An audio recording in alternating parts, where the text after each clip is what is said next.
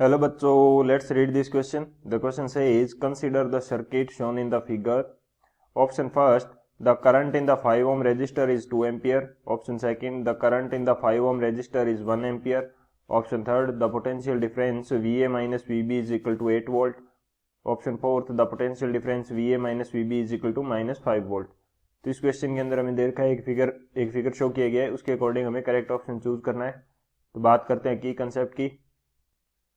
Concept की यदि बात की जाए इस क्वेश्चन के लिए, तो क्या की कंसेप्ट यूज करेंगे हम लोग।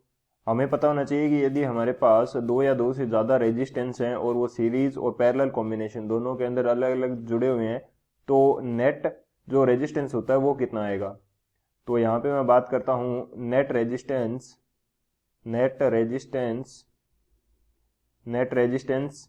In series. फर्स्ट हम बात करते हैं सीरीज के अंदर यानी कि यदि हमारे पास दो या दो से ज़्यादा जो रेजिस्टेंस हैं वो सीरीज कॉम्बिनेशन के अंदर कुछ इस प्रकार से जुड़े हुए हैं। यदि मैं बोल देता हूं कि इनका रेजिस्टेंस की वैल्यू क्या है, R1, R2 और R3, तो इस फिगर का R नेट जो आएगा या R इक्विवेलेंट बोल देते हैं, वो क्या आएगा, वो आएगा हमारे पास R1 plus R2 plus R3। एक तो ये हो जाएगा।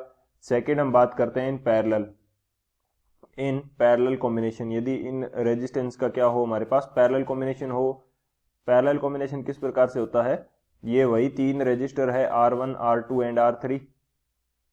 तो इस प्रकार से इनका क्या होता है, पैरेलल कॉम्बिनेशन होगा।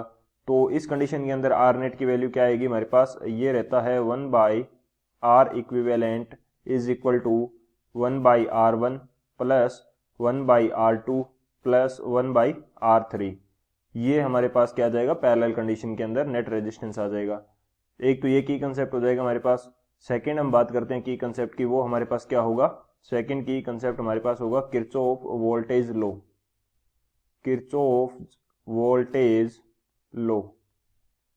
वोल्टेज लो को शॉर्ट के अंदर केवीएल भी बोल देते हैं, केवीएल।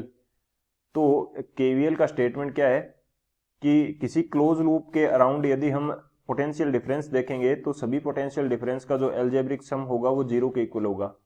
तो यहां पे मैं स्टेटमेंट की बात करता हूं, फिर अच्छे से समझ में आ जाएगा। ये अल्जेब्रिक सम ऑफ, यहां पे क्या लिखेंगे, algebraic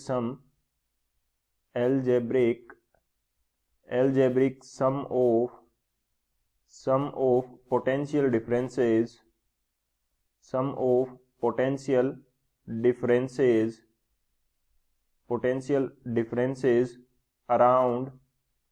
around a closed loop will be zero। यानी कि सभी पोटेंशियल डिफरेंसेस का जो सम है वो क्या होगा, जीरो के इक्वल होगा। यानी कि सिग्मा डेल्टा वी जो होगा एक क्लोज लूप के अराउंड, वो क्या होगा, जीरो होगा। Around a close loop. ये मैंने यहाँ पे अराउंड ए क्लोज लूप लिख दिया। तो ये हमारे पास क्या हो गया, डेल्टा वी का जो सम है वो क्या होगा, जीरो होगा सभी एक क्लोज लूप के लिए। तो ये हमारे पास की कंसेप्ट हो गए। इन की कंसेप्ट की हेल्प से इस क्वेश्चन को सोल्व करते हैं। सॉल्यूशन की यदि बात की जाए इस क्वेश्चन के लिए, तो सॉल्यूशन हमारे पास क्या होगा, हम सबसे पहले हमें फर्स्ट ऑप्शन के अंदर बोला गया कि 5 ओम का जो रजिस्टर है उसके अंदर कितना करंट फ्लो होगा। यानी कि हमें देखना है कि ये इस 28 वोल्ट की जो बैटरी है इससे कितना करंट निकलेगा। वो सेम करंट किसके अंदर जाएगा, 5 ओम रजिस्टर के अंदर। तो सबसे पहले हमें इस पूरे सिस्टम का नेट रेजिस्टेंस हमें फाइंड आउट करना होगा।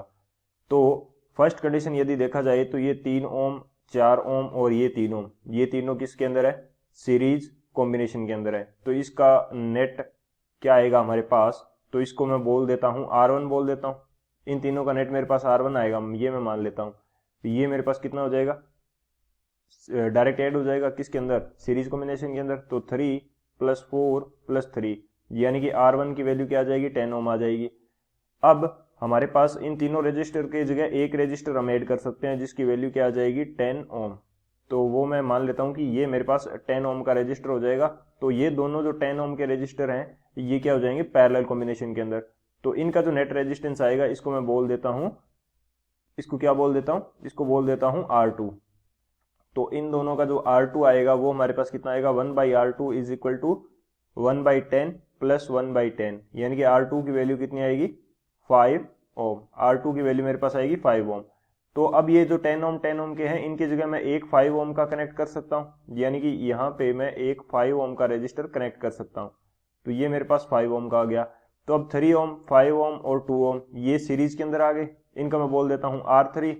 तो R3 की वैल्यू मेरे पास कितनी आ जाएगी, R3 की वैल्यू मेरे पास आ जाएगी 10 ओम।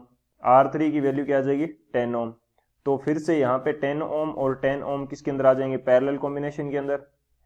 इनका नेट आएगा उसको मैं R4 बोल देता हूँ। तो ये मेरे पास 5 ओम आएगा। अब मेरे पास तीन रजिस्टर सीरीज कॉम्बिनेशन के अंदर आ गए, 5 ओम, 5 ओम और 4 ओम। तो इस जो पूरे सर्किट का R इक्विवेलेंट आएगा वो कितना आ जाएगा, वो मेरे पास आ जाएगा 5 + 5 + 4, यानी कि 14 ओम नेट रेजिस्टेंस आ जाएगा इस सर्किट का।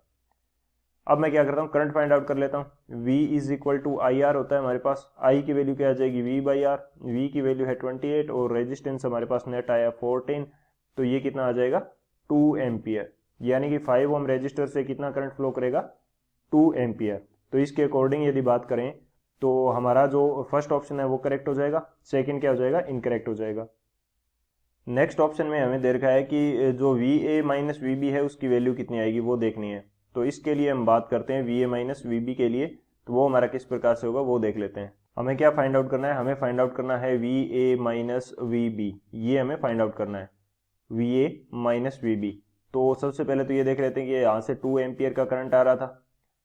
ए पॉइंट पे कितना करंट आएगा 2 एम्पियर, फिर 2 पार्ट्स में डिवाइड हो जाएगा। 2 पार्ट्स में डिवाइड होगा वो भी इक्वल पार्ट्स में, 1 एम्पियर एंड 1 एम्पियर। क्यों, क्योंकि पीछे जाके यदि हम देखें एक बार फिर से तो यहाँ तक का ए पॉइंट के बाद का जो नेट रेजिस्टेंस है पूरे पोर्शन का वो कितना आ रहा है 10 ओम आ रहा है। यानी कि ए पॉइंट से दो रेजिस्टेंस कनेक्ट हो गए 10 ओम एंड 10 ओम पैरेलल के अंदर।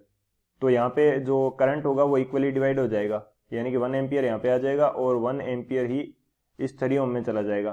3 ओम के बाद में इस पॉइंट के अंदर ये हमारे पास फिर से इक्वली डिवाइड होगा, क्योंकि यहाँ 10 ओम आ रहा है और इस पूरे पोर्शन का जो है वो भी 10 ओम आएगा। तो 1 एम्पियर में से 0.5 एम्पियर आगे चला जाएगा और नीचे यहाँ पे कितना आएगा 0.5 एम्पियर। तो अब मैं क्या करता हूँ कि यहाँ पे 3 पॉइंट बना लेता हूँ। A B तो ये हो गया ACB, यहाँ पे एक लूप बनाऊंगा। ACB के अंदर मेरे को क्या फाइंड आउट करना है ACB किस प्रकार से, मेरे पास इस प्रकार से है। ये 3 एम्पियर है, ये मेरे पास कितना है 10 यहाँ पे कितना है 3 ओम है और ये मेरे पास कितना है 10 ओम है। ये B पॉइंट है मेरा, ये A पॉइंट है और ये C पॉइंट है। अब मेरे को A एंड B के बीच में फाइंड आउट करना है। तो यहाँ पे यदि मैं बैटरी कनेक्ट कर दूंगा तो कुछ इस प्रकार से होगा। मेरा बैटरी से यहाँ से करंट निकलेगी, तो करंट कहाँ से कहाँ तक जाती है, हाई पोटेंशियल से लो पोटेंशियल, तो पॉजिटिव से नेगेटिव की तरफ। यहाँ भी पॉजिटिव से नेगेटिव की तरफ आएगी। हमने यहाँ पे फाइंड आउट कर रखा है कि 3 ओम जो रजिस्टर है उसके अंदर करंट कितना आ रहा है, ये आ रहा है 1 एम्पियर, और 10 ओम का जो रजिस्टर है उसके अंदर करंट कितना आ रहा है हमारे पास, ये आ रहा है 0.5 एम्पियर। तो हम यहाँ से इजीली लगा सकते हैं KVL, यानी कि किरचॉफ वोल्टेज लॉ जो है वो अप्लाई कर सकते हैं। किस लूप के लिए, ACB लूप जो है हमारा उसके लिए हम अप्लाई कर सकते हैं। ACB A लूप, वापिस ए तक आ जाएंगे, ACB A लूप, यहां तक हम आ जाएंगे। या क्या करते हैं, बैटरी नहीं लगाएंगे, यहाँ पे बैटरी तो बाहर लगी हुई है, यहाँ पे इसको डायरेक्ट क्या करेंगे, कनेक्ट कर देंगे, डायरेक्ट यहाँ से कनेक्ट कर देंगे। और यहाँ पे आगे करंट जा रहा था हमारे पास और यहाँ से हमारे पास कुछ करंट पीछे से भी यहाँ पे आ रहा था। कुछ इस प्रकार की कंडीशन थी हमारे पास, कुछ इस प्रकार की कंडीशन थी। तो अब मैं यदि A से चालू करता हूं तो VA होगा। उसके बाद में रजिस्टर के अंदर कितनी करंट आ रही है, तो इसका पोटेंशियल ड्रॉप कितना होगा -3। मेरे मूवमेंट की डायरेक्शन क्या है, मूवमेंट की डायरेक्शन ये है, तो -3 और करंट की वैल्यू कितनी है 1। उसके बाद में 10 ओम रजिस्टर आ जाएगा, -10 और करंट की वैल्यू कितनी है 1/2 एम्पियर। और उसके बाद में क्या आ जाएगा, मेरे पास VB आ जाएगा, तो इक्वल टू VB। ओके, तो यहाँ से VA - VB की वैल्यू कितनी आ जाएगी, ये मेरे पास आ जाएगी 3 और ये आ जाएगा 5। दूसरी साइड लेके जाऊंगा इनको तो पॉजिटिव में हो जाएंगे, तो ये आ जाएगा 8 वोल्ट। तो VA - VB मेरे पास कितना आएगा 8 वोल्ट। तो कौन सा ऑप्शन करेक्ट हो जाएगा यहाँ से, VA - VB = 8 वोल्ट। तो थर्ड जो ऑप्शन है वो करेक्ट हो जाएगा, फोर्थ क्या हो जाएगा, रॉन्ग हो जाएगा। तो कौन सा ऑप्शन करेक्ट होगा हमारे पास, जो ऑप्शन A एंड C जो ऑप्शन है वो हमारे करेक्ट होंगे। So option A and C are the final answers. I hope you understood it well. Best of luck. Thank you.